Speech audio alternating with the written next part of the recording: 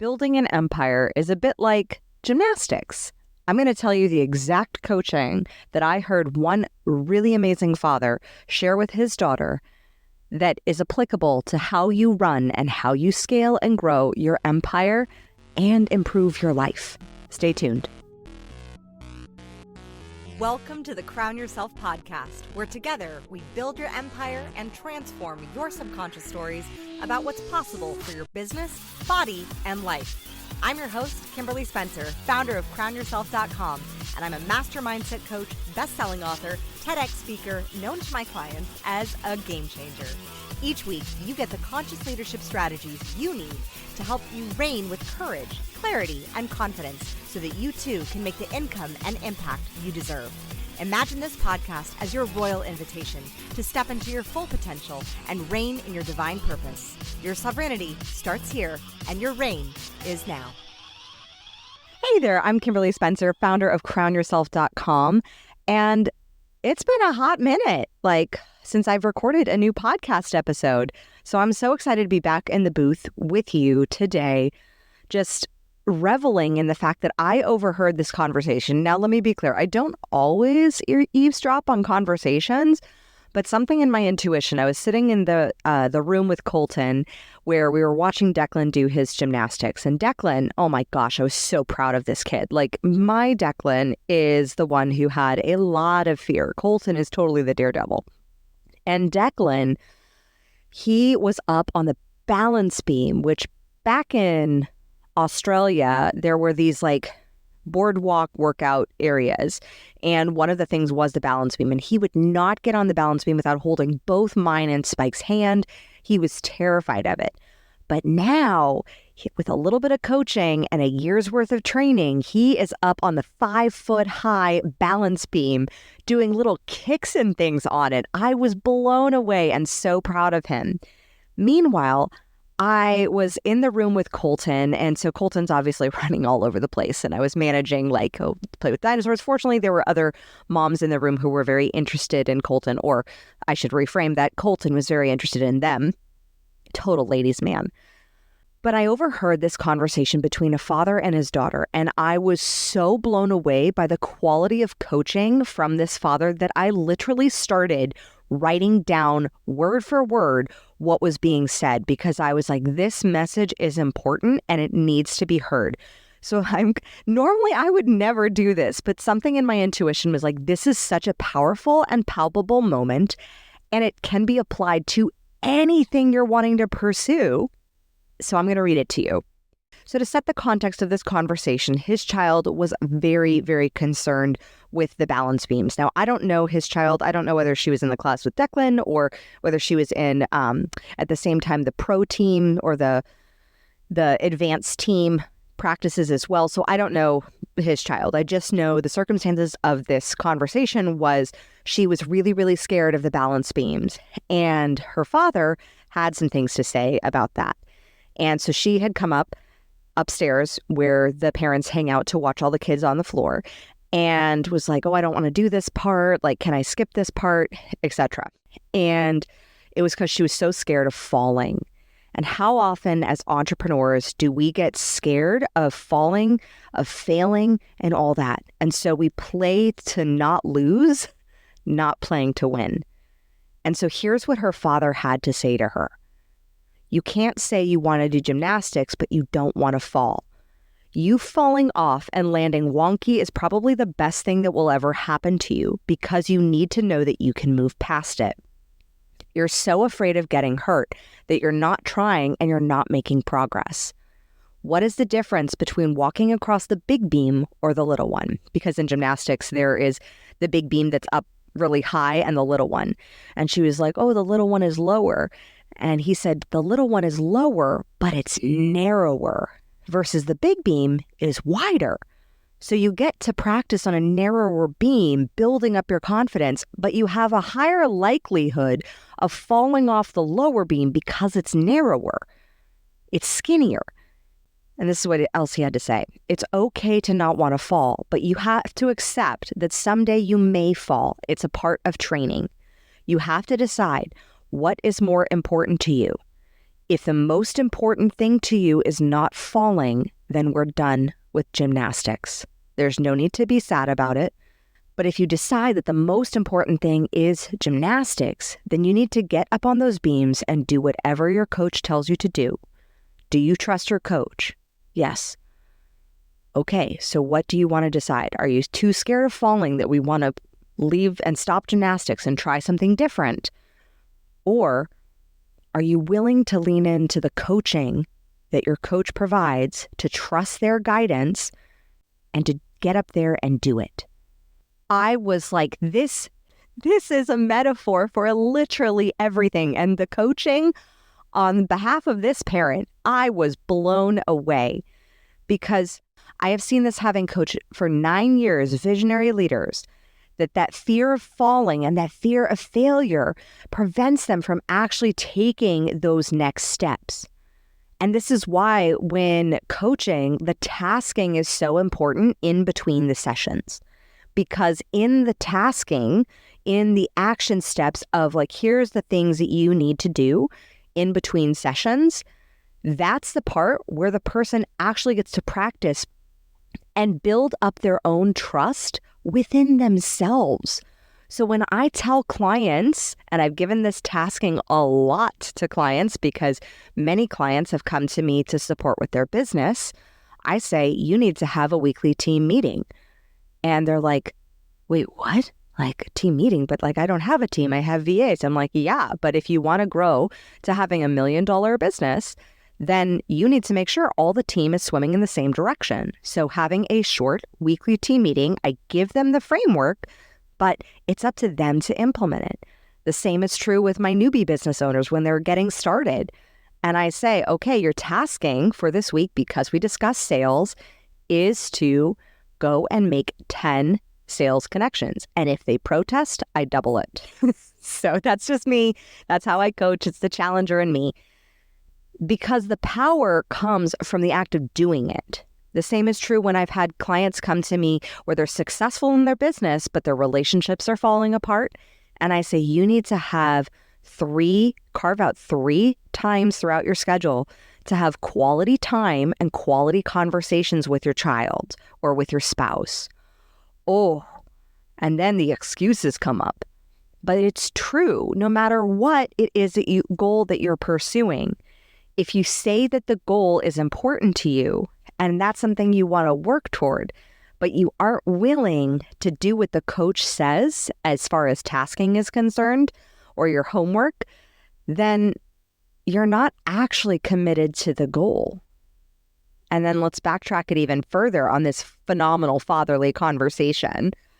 The piece about the beam. Oh my God. When I heard that, I was like, breakthrough for me. Because I was like, you're right, the lower beam is smaller and skinnier, and you have a higher likelihood of falling off of that, but it prepares you so that you're used to training on a lower beam, so it prepares you for the high beam, so the high beam seems like no big deal. And there is a great book by Dan Sullivan called 10X is Easier Than 2X. And I forget the metaphor, I forget who gave it. I remember I was at Brandon Burchard's High Performance Academy, I think it was Anthony Trucks. And he was sharing about this hike. We're going to say that it's Anthony Trucks, but don't quote me on that. I think it might be. But he was sharing that he went and hiked up some big mountain. I think it was Yosemite, the one with the big waterfall that the free solo guide climbed up the rock face on. It's bananas. But that hike, the hardest part was actually climbing through all the people at the bottom, because not a lot of people are actually aiming for the top. They're aiming for a decent view, something that's sustainable. A lot of people have very mediocre goals because the top there involves a little more work, a little more effort. But the thing of climbing to the top and getting to that next level, there's far fewer people that are actually aiming for that. It was a principle that I learned from Tim Ferriss way early on, and when I had my e-commerce company, that people really aim for the middle. And because they're aiming for the middle, that's where it's most crowded. Most people aim at mediocre, at getting by, at having enough for like some savings and some fun trips, and that's basically it. They're not really aiming for the game changer, or at least their actions don't mirror their goals. So most people, they may say they have big dreams. This is why when I hear women who, only 3% of women make it to a 7-figure business, when women have the goal of getting to a 7-figure business, I question them hard on like, are they willing to put in the legwork to climb the mountain beyond the people, to do the things differently that allow you to get to that level? And I've coached many, many entrepreneurs into close to $1 million, over $1 million annual revenue years. And it comes from the tenacity of saying, I'm aiming for the top. I'm not aiming for just 6 figures. I'm not aiming for just a 10K month. I'm aiming for 100K. Now, the thing is that you get to practice the 10K. And that's why the practice on the lower beams is so essential. That's why the practice of closing higher ticket sales, or the practice of doing those activities and actions on a lower scale when your business is making less money, that's why even when my clients who are not yet in $1 million, but they're in the 6 figures and they're like, okay, let's go. Let's get to that scaling point. I'm like, great, awesome. And you need to implement team meetings because if you want to have that, you're going to need to have a team of support. It doesn't have to be a huge team, but you need to have all your team rowing in the same direction. So practice the skill sets that you're going to need on that high beam on the lower beam. And so sometimes those practices, those skill sets, especially for visionary entrepreneurs who are so used to having their hands in everything, is actually removing your hands from everything and delegating. And sometimes the practice, especially for visionary entrepreneurs, because those are my people, we understand each other. The creative types with too many ideas, the practice of focus and discipline is one that needs to be honed so you don't be the multi-passionate entrepreneur who has 15 different projects, but none of them are actually profiting. So honing the focus, honing the discipline. Can you stick with one activity, one action, one goal, get to it, and then climb the next mountain? So you get to that level at, the middle level that everybody's aiming for, the 10K level. And then once you get to that level, 10K months, can you grow to that next level? Can you what are the practices that you need to have in place at the $1 million level that you don't currently have in your business right now? Maybe that's taking time for yourself. This is a huge one. Huge. This is one that I did not do all too well in my e-commerce company at all. And it stifled our growth because I got so caught up in fear, in scarcity, or as my dear friend Amanda Kaufman's son, Braxton, says, scarcity. And you like kind of growl with it. And I was like, we're going to use that. So anytime anybody in our family has a scarcity thought, we just go, scarcity. And we put like our hands up like claws and we're like, and then we counter it with like kind of like Iron Man does. And we're like, abundance. And we like shoot light out of our palms. And that's our signal of like, let's elevate our thinking. We are the creators of our story, etc. So that visionary role, being at a higher level of whatever goal it is that you're seeking to achieve, what are the practices that you need to be practicing on a lower beam right now that prepare you for that higher beam? So some of the practices are actually self-care. How are you taking care of yourself? How are you taking care of your body? How are you honoring yourself? How are you giving yourself breaks? Because the visionary needs space. The visionary needs space to create. And if you're in the grind of the day-to-day, doing all the things and doing all the stuff, then you don't have that space. So that's a skill that you practice on the low beam to get to the high beam. The same is true with delegation and automation and building systems. And those are skill sets of like, okay, practicing your delegating muscle. Even if it's just a VA in a foreign country for a few hours a week, see what a few hours a week off your plate feels like. It's a muscle. We are not used to doing that, especially high achievers who, like me, were the ones that everybody wanted to be paired with in science class, because you would be the one who gets the project done for everybody and gets everybody the A. Hooray! And you do all the work. And that system, which I hate, is a part of education. I think teamwork is great, absolutely, but it's about delegation. It's not about, I wish the grades would go for who delegated the most and who was the leader and how was the leading shown.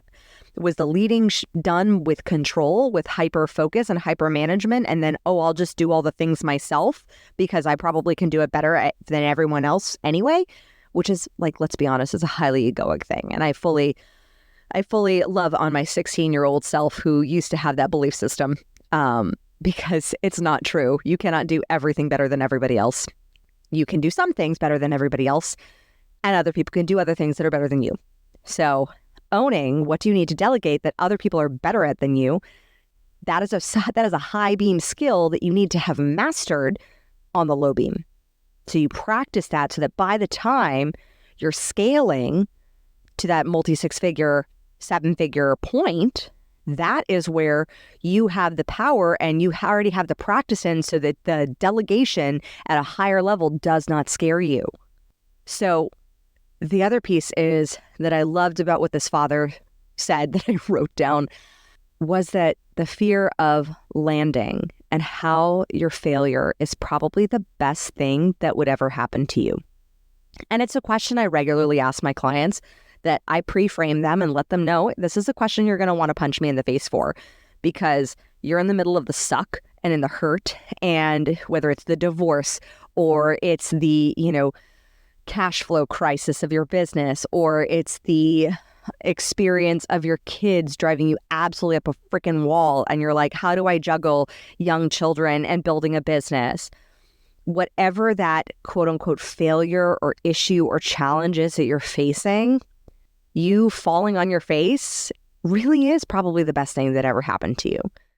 And I'm going to be honest, like 2023 was me falling on my face hard because I hit a massive upper limit problem that I didn't know I had.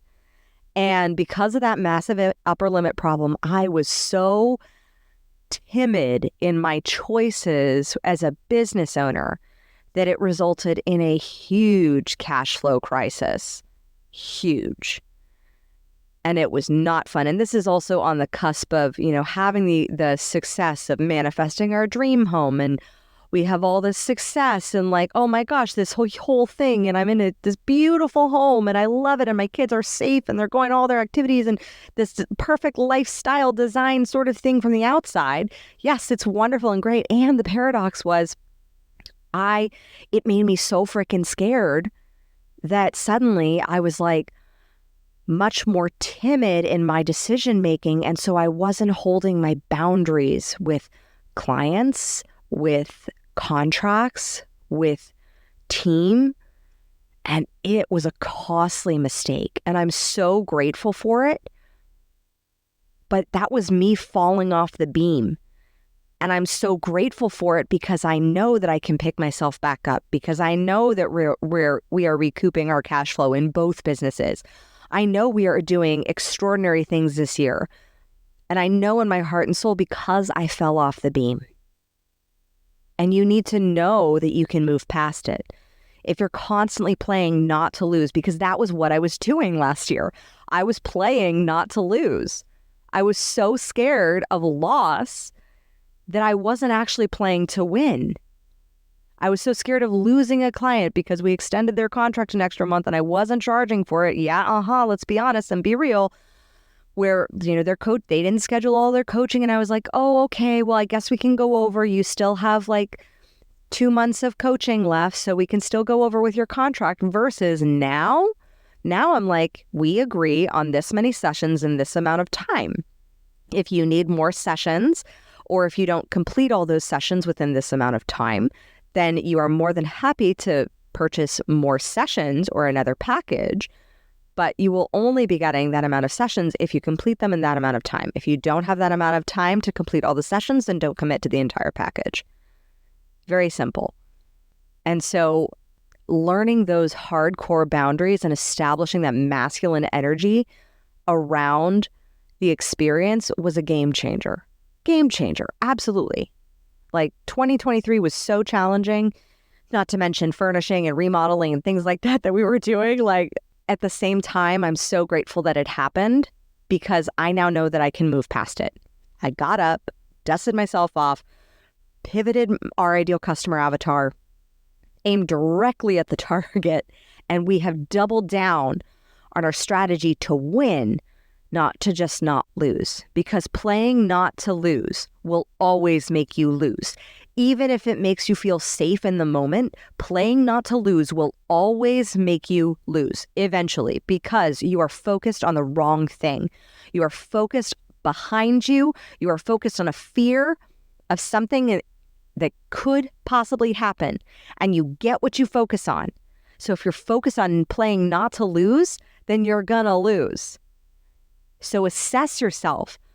And from this conversation with this dad that I just got to had the honor, like such an honor to overhear, it was everything I needed and knew that I wanted to bring to you, because I was like, yes, that was the lesson that I learned last year. Yes, that was the thing that I learned. And the thing of deciding, the last piece of this conversation, the decision.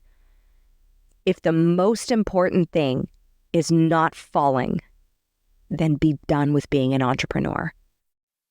That is hard. And that is honestly a struggle that I wrestled with last year. I constantly thought we have income coming in from our investments. We have things, we have our house, like we are good. We are financially really good. And so investing and pouring more money into my businesses to pull it out of a cash flow crunch, is that the best use of that? Like, and then all the work and all the energy and all the effort and all of that, is that something that I am willing to do and to risk as well? And there were days that I will be totally transparent, and I was like, it would be so much easier if I was just a mom. Like financially, we're good. So the purpose of these businesses, I had to assess and dig deep as far as like, what is my why? And really connect. Because I had a why before, and I got a little burnt out, and I didn't take some vacations that really needed to be taken. And it wasn't that I had fallen in the past. In the past couple of years, if you've been listening to this podcast, between moving twice in 1 year, losing 3 family members, now 4 family members and 2 family friends within the span of just a couple years, like, and having a second baby and birthing a second business, there was a lot where I had a lot of grief and I had a lot of falling to pick myself back up from and ashes to rise from.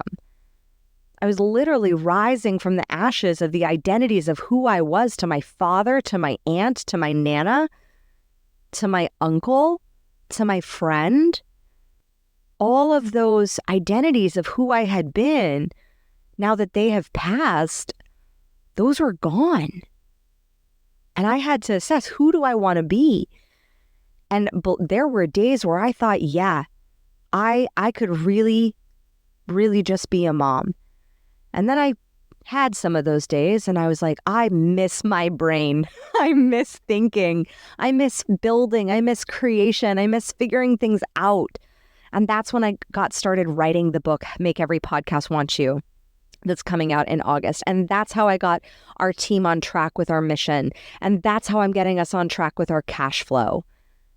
And that was such a game changer that I am so happy that I went through, because I just had to stop telling myself the story of how I couldn't do it, of how I was playing not to lose.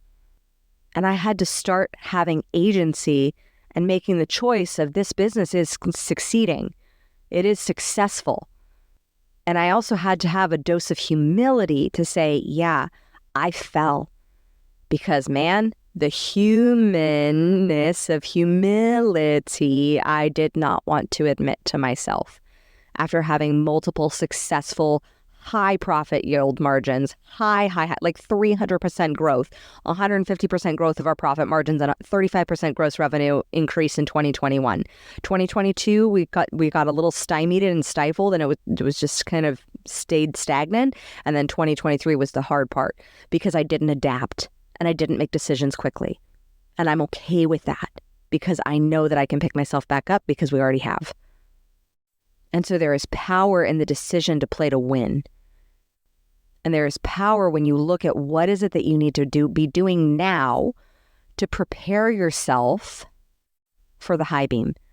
What are the things that are going to actually be easier on the high beam because you've been practicing them on the lower beam? Very simple things. So some very simple practices that I put in place that I was like, oh yeah, that's what I was doing back in 2020 and 2021 when we had such epic growth. Tracking KPIs. So boring, and it's so sexy. It's going to be the best thing in your business. Tracking KPIs. Know where your data is. Know what's actually being numbers driven instead of feelings driven. I was driving my business from feelings after grief. Really, really, really poor choice. So KPIs, huge. Having systems and processes, huge. Being willing to let people go, huge. Being willing to downsize, huge. Necessary. What do you need to downsize and let go of? What systems, what strategies? We took our entire CRM for Crown Yourself, which is customer relationship management that we have had for 9 years, or since 2016. So yeah, but 8 years, 7 years. It was 7 years when we chucked it. And we took all those systems, all those processes, and we chucked them. Absolutely just chucked them. And I was so grateful that we did. Because now we have simplicity. Now we have everything under one roof. We use Kajabi for both businesses, and it is great. It is great. It is simple. It is streamlined. It doesn't have all the functionality and all the data and all the things that maybe we'll need someday later. But for right now, we don't need that amount of data. Like the data that, other CRMs provide is sometimes like super insane, super overwhelming, and not really necessary to like, is this actually growing? Like if every single percentage of a click or like tiny percentage of a movement of the needle results in hundreds of thousands of dollars of revenue for your business, then yeah, track every single cent. Absolutely. And we do track every single cent. But the percentages of like, here's a micro movement and a micro shift that results in $100,000 shifts in our business. Great. You need a more advanced CRM. If you're looking at how do I contain a cash flow crunch, how do I handle this and process forward and move forward and know exactly what's working without all of the data for all of the things, then going with a simpler program can be very beneficial cost-wise because you're not paying as much. And you also still get the data that you need to see what is the lifetime value of a customer, what is the cost per impression for ads, what is the cost per click, what is the cost per page view.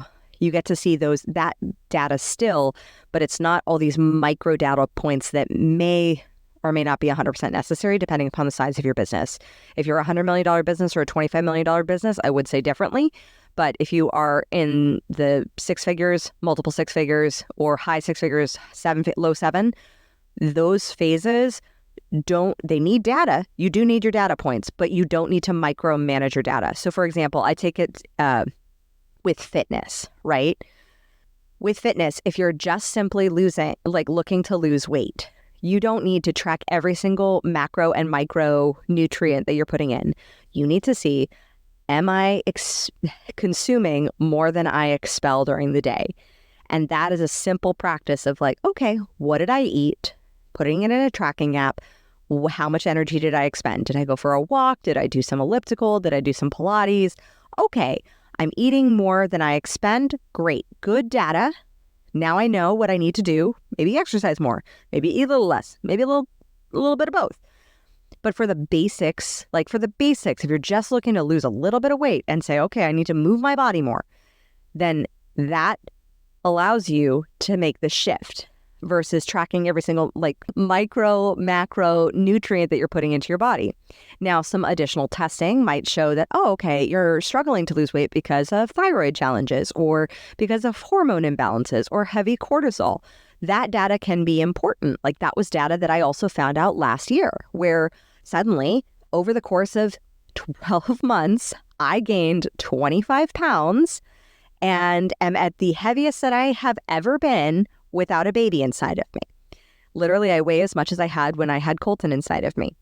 And it's not about weight, just like money is not about the numbers.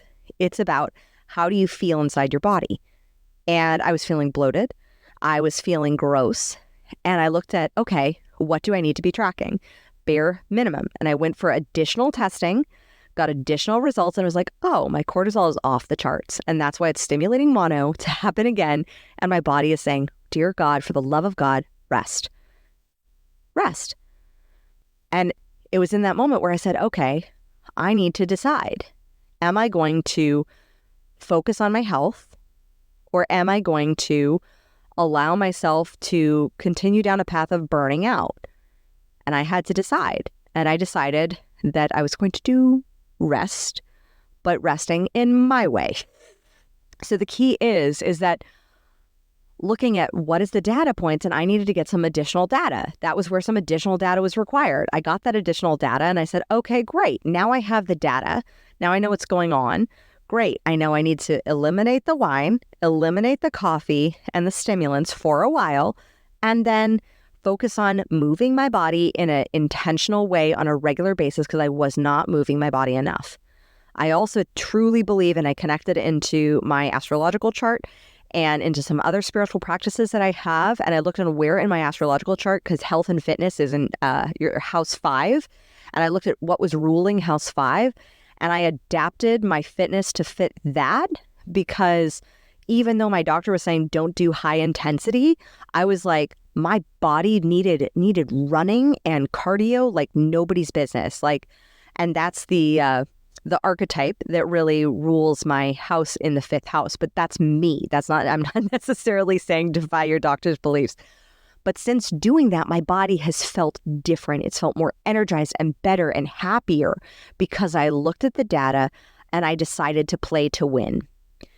So being able to fall off the wagon is some of the best things that ever happened to you, because when you know that you can move past it, like I know that with health, with finances, with all of that, we are able to move past it. It's a game changer for your confidence and for your trust. So allow yourself to trust yourself, to play to win, not play not to lose, play to win, and go forth and put in the practices on the low beam that you need to also have at the high beam. So by the time you get to the high beam, it makes those practices seem so much easier because you've already been doing them. So the high beam practice that I had to start practicing last year was a remembrance of my own exercise, of my commitment to my body, my commitment daily to work out my body. That was my high beam practice that had been a huge pillar in my success in the past few years. And that was one of the things that I let go of. And I was back on the low beam again. And so I needed to get in that high beam practice. So, we fast forward, we put it in a gym, and I have literally no excuse to not get myself on that elliptical, get myself on the treadmill, go to Pilates, because it is literally 20 steps away from my bedroom door. So those practices, that was one of the high beam practices that I needed to have, so that as a visionary CEO for 2 companies, by the way, that level of physical exertion was required for me to be operating at my highest level to sustain a company and to sustain its growth. So what are the practices that you need to put in place for your body, for your mindset, for your business, that are the ones that you will continue to do and sustain on the high beam? You just need to start practicing them on the lower beam. I hope this episode inspired you. I hope you loved this episode as much as I did, as far as the learnings from this amazing stranger. And this is what Carl Jung would call synchronicities, because you never know where a learning or a lesson is going to show up. And I am fully aware that this learning for me was so divinely timed that I had to share it with you, and I'm so excited and honored to see what you learn from it from this episode. As always, own your throne, mind your business, because your reign is now. Thank you so much for tuning in today. If what you heard resonated with you, be sure to subscribe and start creating a bigger impact now by sharing this with a friend. Just by doing that one simple act of kindness, you are creating a royal ripple to support more people in their sovereignty. And if you're not already following on social media, connect with me everywhere at crownyourself.now for more inspiration. I am so excited to connect with you in the next episode. And in the meantime, go out there and create a body, business, and life that rules. Because today, you crown yourself.